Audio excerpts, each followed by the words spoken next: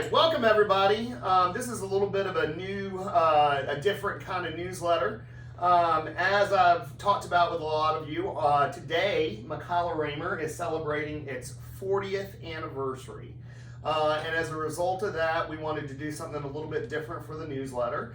And so I am very, very honored to have Mr. Richard Raymer here with us, one of the founding members of the firm. And also we've got Mo Thrash, who has been with the firm since almost the beginning. I think you came on full time in the early 90s, right? 85, almost since the very beginning. I'm Marty Stone. If y'all haven't met me, I'm the managing partner and CEO of the firm. And this is Carl McGee. He is the president. And the two of us have been fortunate enough to be the majority owners here at the firm for a little over 12 years now, which is crazy. But none of us would be here today without the things that Mr. Richard Raymer and Stan McCalla and Mo and a lot of others that have put a lot of work into starting this firm. They hadn't done that. So we wanted to just talk informally with Mr. Raymer, get his perspective on how the firm got going and some of the things that he learned along the way. And I'm sure Mo will chime in as well. And I hope y'all enjoy it. So with that, Mr. Raymer, would you like to tell us a little bit about your career before you started the firm? Well, I had come to Atlanta. I had just graduated from Duke Law School and came to Atlanta in 1963 and acquired a job with the firm of Hansel, Post, Brandon, and Dorsey. And at the time, that was the largest firm in Atlanta. Wow. They represented the First National Bank of Atlanta, Atlanta Newspapers, Atlanta Gas Light, Equifax, a lot of different companies. In addition to that, they represented the largest and best known savings and loan in this area, Fulton Federal Savings and Loan. And so I joined the firm at that point as an associate, was hired by a fellow by the name of Stan McCalla. Stan was the manager or the head of the real estate department. Stan had joined the firm. At that time it was called Crenshaw, Hansel, Ware, and Brandon. And a little background on that firm, it's an outgrowth of a firm that started in Atlanta in 1890. Wow. So the firm has been around a long time, representing the major banks here in Atlanta and the major financial institutions. And Granger Hansel joined the firm at that time in the 20s and founded something called Fulton Federal Savings and Loan. At that time it was called Northside Building and Loan. And that came to be one of the biggest clients and biggest fee producing clients for the firm, because the firm handled all of their residential closings, foreclosures, everything to do with the big savings and loans.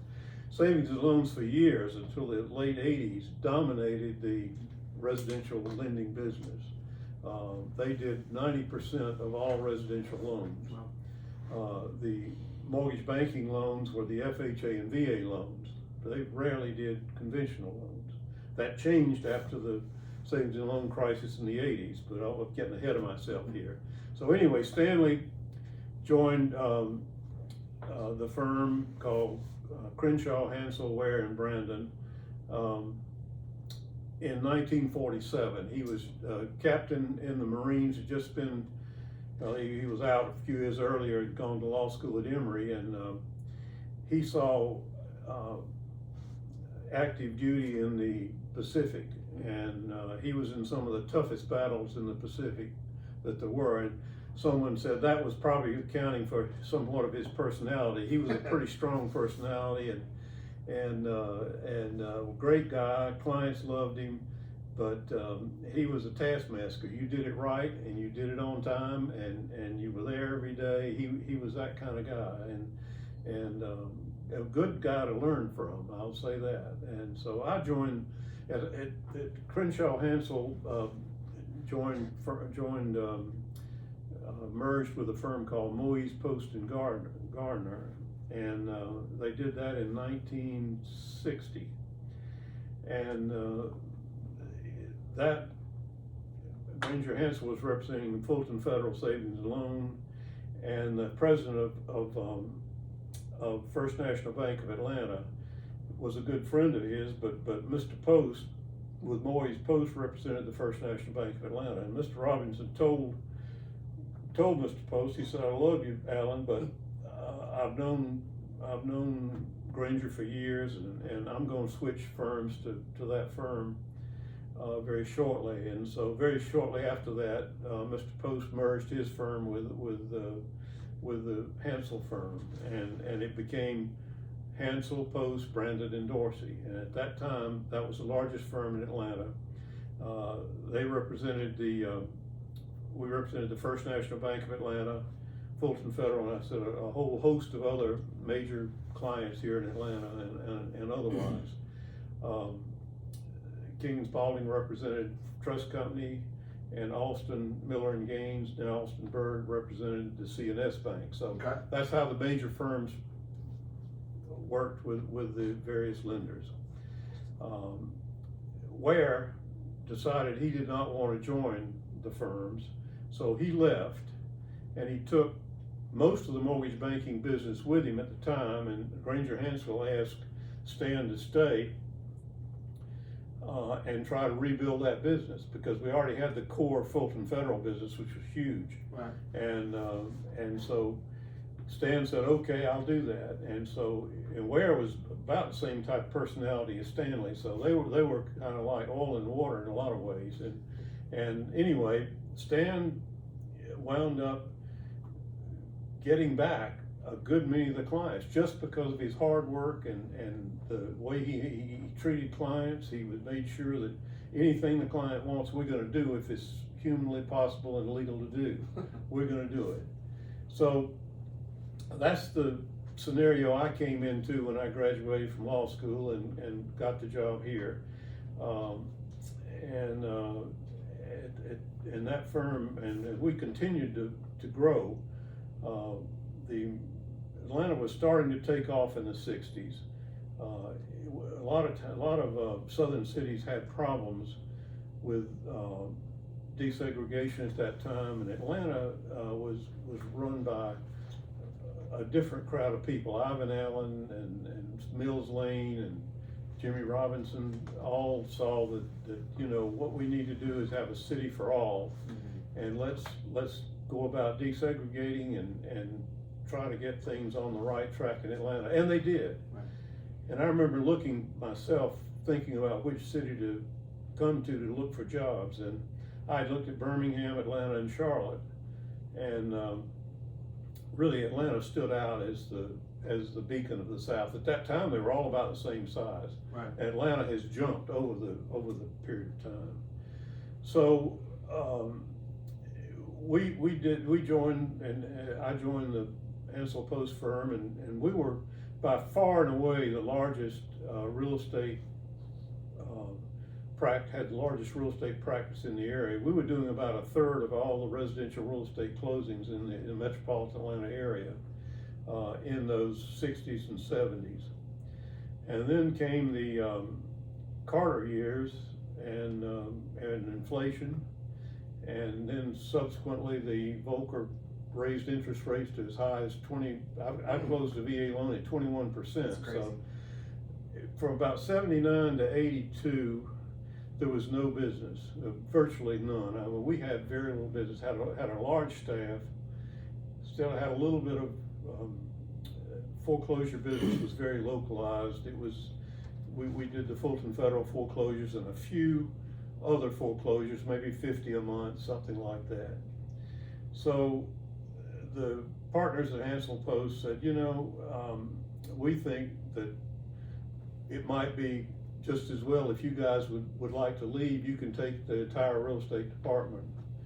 And so I said, I talked to Stan and some of the other real estate partners that we had, and they said, sure, let's do that. And Stan was close to retirement at that point, and he was a little nervous about it because nothing was going on in the business, and we thought we're going to step out here into a void where there's no business. But about the time, so he did not join us. We left with 7 lawyers. Okay. It was myself, Comer Patrick, Ike Cobb, Lyle Nichols, Carol Clark, Tom Pryor, and a fellow named Charles King, who was didn't stay with us long. They required that we take him, so we took him. So anyway, we left, and we, at the time, our offices were at Perimeter Center. Our main office was. We had branch offices for closings. We moved over to another building at Perimeter Center, and started the firm on May 1st, 1982. And the name of that firm was Raymer, Padrick, Cobb, Nichols, and King. Carol was not a partner yet, and neither was Tom Pryor. Stanley was waiting to see how we did, but we actually did pretty well. We were still doing a lot of the business. We did not, by the way, take the Fulton Federal business. They wouldn't let us do that. They wanted to keep that. We took the mortgage banking business, and I insisted on we taking the foreclosure business, because I knew that when closings are up, foreclosures are usually down. Good times are good, and vice versa. When interest rates are high and closings are down, foreclosures tend to be higher. Sure. So we did that as a balance of the firm to make it work, and we also needed some litigation, which Carol provided. So we thought we had a pretty good combination, and so at the end of '82, we were doing a fair number of closings. We were actually never, in the whole time that I was managing partner of the firm, which was 24 years, we never had a month where we didn't make expenses, which I thought was fantastic. Yeah. And it started to grow. So a year after we had made the firm profitable, and we were growing and representing the major realtors in Atlanta, Harry Norman, Jenny Pruitt, Prudential. We represented all the major large companies. Still, we're just doing foreclosures for the mortgage bankers. Stanley decided in about a year after we left that yes, he'd like to join us. We was more than happy to have him, because I don't know that I've ever met a person that was any better with clients. Penny Apple would be close, but anyway, he came and joined us, and in '82, and about that time, interest rates were starting to ease off a little bit. They'd come back to the 16 range, and Stanley had a contact and got a client called Sunkist. It's a farming cooperative in California, Sunkist. They own the savings and loan in California. American Savings, I believe is the name of it. And they were wanting to they had figured that interest rates were going to continue to fall, and they were trying to get as much business as they could at some rate that would provide them a nice cushion if they wanted to sell them. So the prevailing rates were about 15 to 16. They came in the market at 12 and designated our firm, thanks to Stan, as the only one that could close their loan. Wow. We had to have folding chairs put out in the hall to do that. We absolutely, they were the only game in town. Any lender, any realtor that sold a loan, sold a house, wanted to get a loan from American Savings. Became FCA was the name of the financial institution that owned American Savings and Sunkist. Anyway, that lasted for about a year and a half, and we were well on our way and doing well. And then, the savings and loans started having trouble in the mid-'80s. And before that, we had been able to do the foreclosures for the major banks in Atlanta after we left Hansel Post. King and Spalding didn't want Hansel Post doing any work for SunTrust. And likewise, Alston, Miller and Gaines did not want us doing any work for CNS. But mid-'80s, you begin to have, after we left, we were able to do the foreclosures cheaper than they were getting them done by these larger firms, and so all the foreclosure business from those banks started coming into us, and then the savings and loans imploded in the later '90s, and as that happened, the foreclosure business absolutely blossomed because the banks wound up buying the savings and loans. Right. And they had 90% of the servicing in the metro Atlanta area. Wow. So that, all of a sudden, we went, and we were doing work for all of the three major banks. So we were by far and away the dominant force in Atlanta at that point. We had, Tom Pryor had come over with us initially, but he and Stan didn't really get along real well. So he left after Stanley came, and we ran through a series of people in that department till we finally landed with Dan, who did a pretty good job, and we were very happy with what he did. And we hired Penny during that late 90s, and she worked out great. Great client person. And we hired Mo at that point. We had, the gentleman we had doing the governmental work was a fellow named Peter Banks, who was Jimmy Carter's floor leader, and he decided to go, he took a permanent position with Atlanta Gas Light, but we were happier with Mo than with anybody.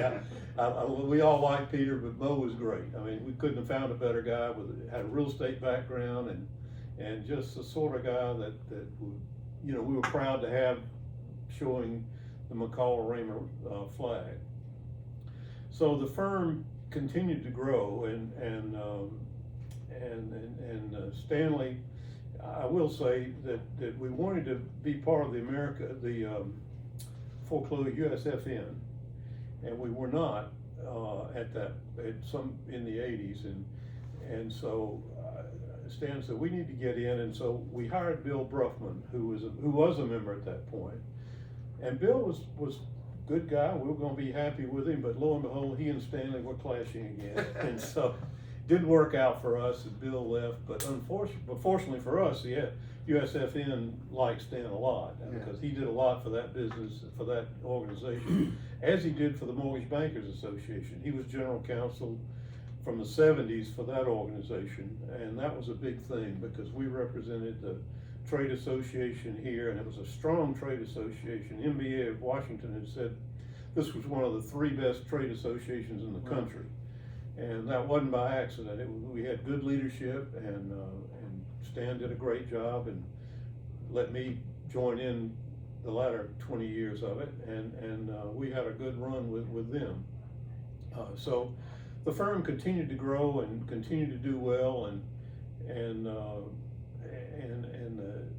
the rest is really kind of history. I can't go on and tell you every single great moment we had, but I think we had very successful practice here, and it became, Stanley was all intent always on trying to have a national presence in the foreclosure bankruptcy business, which we did.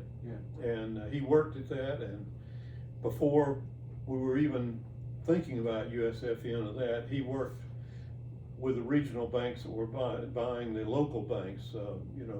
First National Bank of Atlanta, which was our major bank, got acquired by Wachovia, and then Wachovia got acquired by Wells Fargo, and so anyway, that we tried to stay in good terms with all of them, and that was a pivotal point, I think, in our organization, was staying close to those banks and the big servicers, and it worked out well.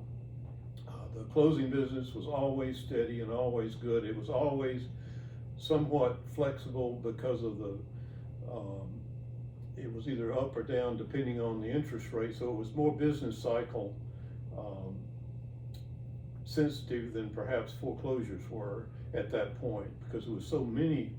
We had such a wide swath of foreclosures. We didn't have any closings outside the metropolitan area, but statewide we had a big presence everywhere, so made a big difference. And then I guess in the 2005 time, we started getting feelers from these private equity firms wanting to see if we'd be interested in selling our foreclosure bankruptcy business. And as I was getting close to retirement, Ike Cobb and Lyle Nichols were also getting in that range, and we thought that probably would be a good idea, and so we told Dan to go ahead and talk to him and see what we could do, and at that point, we negotiated a deal with them, and we were able to retire gracefully, and the firm was in pretty good shape, we thought, and we left it that way, and that's, at that point, I think it eventually got turned over to Marty, which has been a great thing. I'm just glad to see the firm back where it was, and gonna go on and do and be a premier firm that it's always been. Yeah. Thank you. Mo, what you want to tell us a little bit about your story here at McCollum? Yeah, I want to first of all say that I don't think Richard Raymer has taken enough credit I don't either. for what this firm has become. And I go back to the very beginning. I started in Atlanta in the real estate business in 1972. At the same time, I started my lobbying career in 1972 because my father served in the Georgia House of Representatives as messenger for 44 years. So I grew up in the legislature and I knew it like the back of my hand. And since I was in real estate, I started lobbying for the Georgia Realtors because they had nobody representing them in 1972. So that's how I started both of my careers. And I'll say in 1978, I was Georgia Realtor of the Year. I was deeply involved in the real estate industry and also in the lobbying end of it, which turned out to be fantastic for McCullough Raymer. It was. Because of Richard Raymer convinced me to come to the firm in '85 to represent the firm on the marketing end as well as the legislative end, represent the Mortgage Bankers Association, because our firm was legal counsel and ran the Mortgage Bankers Association, Right. which he didn't give himself enough credit for. Stan was the lead counsel at that time, but Richard ended up doing all the darn work. So I'll just tell you the truth about that. And we represented the mortgage bankers and did that for years and years and years. So in '85, I came with the firm and started representing the Mortgage Bankers Association in '85 and still represent them today on the government affairs end of it. I do all the lobbying and representation for the Mortgage Bankers Association. And it works out very good for our firm. It gets our firm name out there all the time with all the mortgage bankers throughout this state and the lenders. And I'll go back a minute to Hamilton Post days. Let me tell you what kind of man Stan McCullough was. One day we went to the Capitol and the senator got on the elevator with Stanley and myself. And the senator said, "Stanley, I love your tie." And Stanley says, "Do you really?" He said, "I love it." So Stanley said, took that tie off and gave it to him. You remember who that I senator was? do. I know. Paul Brown from Athens, Athens, Georgia. yeah. And he never forgot that. Every time he see Stanley, he said, "I love my tie. I love my tie." That's PR, people. That's PR. And that was Stan McCullough. He'd give you the shirt off his back. And it goes still today. Richard Raymer did the same thing for years and years and years. You ask anybody in Georgia in the mortgage industry about Richard Raymer, and they will do nothing but brag. So I want to tell you how proud I am to be associated with this firm. And now look at the new leadership coming along. I remember Marty in his old Tennessee regatta outfits coming into this office and then running the football pool for the firm. That's how far back we go. That is. And it was great. And today, still, we're still on top of the world. McCullough Raymer is known throughout the mortgage industry as the leaders in this state. And I'm so proud to be a part of it. Yeah, thank you. Mo's been a big part of it. I will Absolutely, tell you, a big still part is. of it. He's recognized in Washington as one of the better lobbyists. I know that we go to visit the legislative groups during the NBA convention there every year, and the legislative convention, and one of the presidents said, he said, everybody ought to learn to do this like the Georgia firm, the Georgia legislation.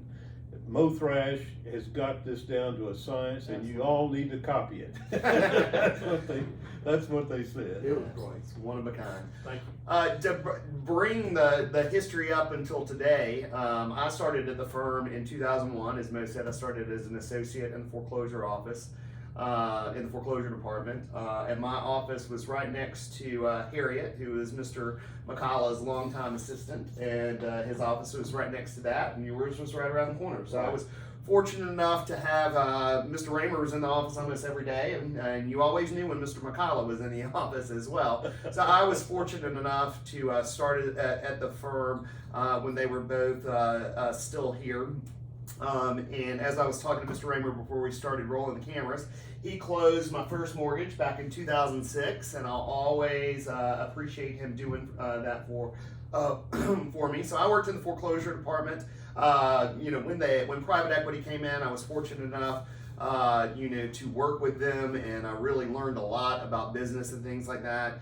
And in 2010, there was a lot of excitement at the firm. At that point, G. Aldridge was the managing partner for the firm, and he made the decision to leave at the beginning of January of 2010.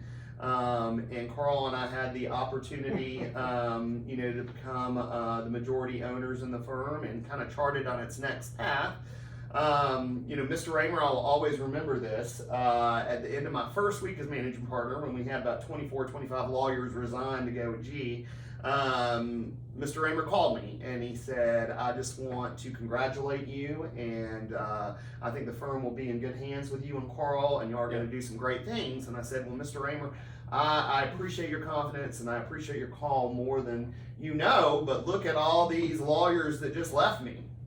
And he said, I don't want you to worry about that. He said, over the years, Stan and I had tons of lawyers that walked out the door and said, that's going to be the end of the firm. And it never was. It never was, and it won't be this time. That's correct. And truer words have not been spoken. And, Mr. Raymer has always been a mentor for me and for Carl.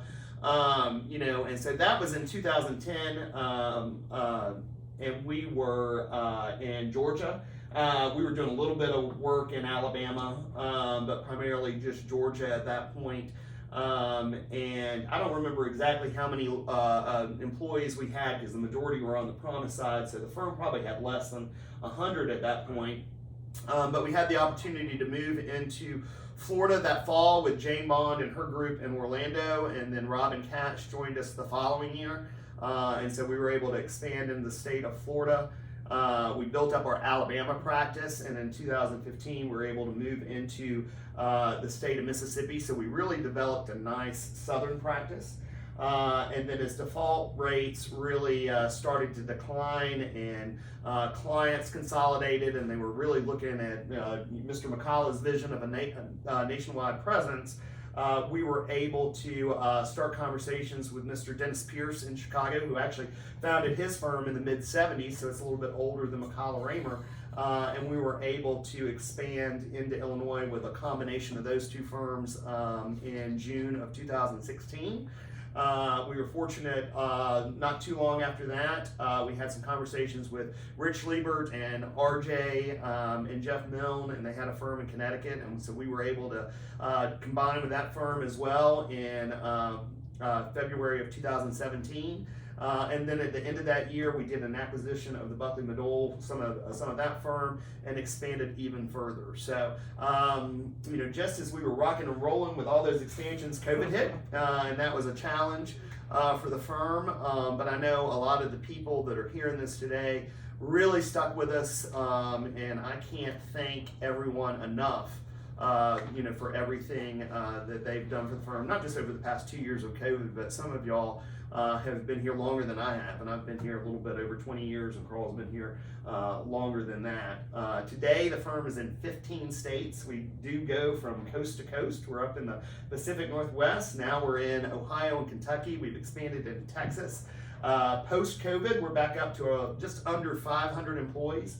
So I'm excited about that. The first quarter has been strong, and we're looking forward to growth, continuing to grow. before I let the two of y'all go, do y'all have a lot of the lawyers at the firm, even some of the partners at the firm, weren't even born when we started McCullough Raymer. Probably right. Yeah. Do y'all have any advice for the people here at McCullough as to how we can chart the course for the next 40 years? Well, I think things always are changing, and you've got to be aware of that.